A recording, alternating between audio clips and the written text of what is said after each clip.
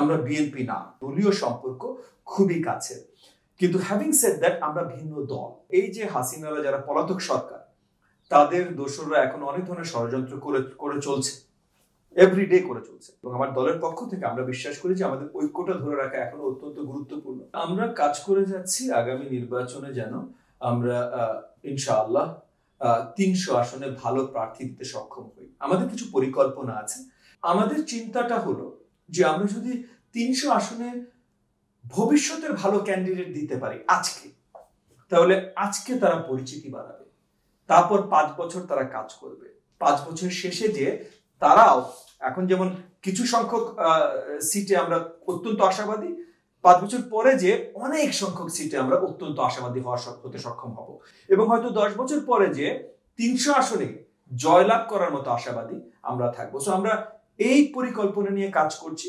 তবে নির্বাচনের জায়গায়, সো নির্বাচনটা যখন চলে আসবে তখন আমাদের সবচেয়ে বড় চিন্তা হবে হলো যে এই নির্বাচনের প্রাপ্তিটা আমরা কিভাবে সবচেয়ে বেশি পেতে পারি। সো তখন যদি কোয়ালিশন বা এই ধরনের আলোচনা শুরু হয় এবং আমরা আমাদের পার্লামেন্টারি বোর্ডে এই আলোচনায় দেখি যে আমাদের প্রাপ্তিটা কোনো কোয়ালিশনের সাথে গেলে আরো বেশি হতে পারে, তাহলে তখন ওই ধরনের সিদ্ধান্ত নিতে পারি। আমরা আমাদের সেপারেট রাজনীতি করি। বিএনপি একটা বড় দল, তাদের সাথে আমাদের খুবই ভালো সম্পর্ক, এবং এই সম্পর্কটার মূলে হলো যে আমরা বেশ অনেক বছর ধরে একসাথে রাজপথে আন্দোলনে ছিলাম। সো মানে রাজপথের সঙ্গী যারা, মানে ওই যে যুদ্ধের সঙ্গী যারা, তাদের সম্পর্কটা পুরো অন্য রকমের হয়। সো সেই হিসেবে বিএনপির সাথে আমাদের দলীয় সম্পর্ক খুবই কাছে। কিন্তু হ্যাভিং সেড দ্যাট আমরা ভিন্ন দল, আমরা বিএনপি না। আমি যদি ভিন্ন দল হই, তাহলে অন্য আরেকটা দল আমাকে চিঠি দিবে আমি কোথায় নির্বাচনে যাচ্ছি, এটা হতে পারে না। এটা আসলেই হতে পারে না। নির্বাচনী কোয়ালিশনে গেলাম আমরা, তখন অন্য কথা। কোয়ালিশনের হেড মেইন দল আপনি, তাহলে আপনি চিঠি দিবেন। যদি মেইন দল হই আমি, তাহলে আমি চিঠি দিব, সেটা ভিন্ন ইস্যু। কিন্তু নির্বাচনে একটা কোয়ালিশনে যাওয়ার আগে যদি আপনি আমাকে চিঠি দেন বা আমি আপনাকে চিঠি দেই, তাহলে এটা এগেন আমি কে নিয়েছে কে না নিয়েছে এগুলো নিয়ে আলোচনায় যাব না, বাট এটা আমার কাছে মনে হয় কিছু দূর একটা দলকে অবমাননা করার সামিল। আমরা অনেক বছর একসাথে আন্দোলনে লিপ্ত ছিলাম, অনেক স্যাক্রিফাইস আমরা সবাই করেছি, একে অপরের সাথে করেছি।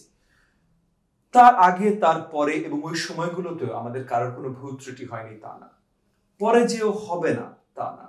তবে এখন যেহেতু আমি পার্সোনালি এবং আমার দলের পক্ষ থেকে আমরা বিশ্বাস করি যে আমাদের ঐক্যটা ধরে রাখা এখনো অত্যন্ত গুরুত্বপূর্ণ, কারণ অন্তর্বর্তীকালীন সরকারের দুর্বলতা নিশ্চয়ই আছে, এবং এই যে হাসিনারা যারা পলাতক সরকার, তাদের দোসররা এখন অনেক ধরনের ষড়যন্ত্র করে চলছে, এভরিডে করে চলছে।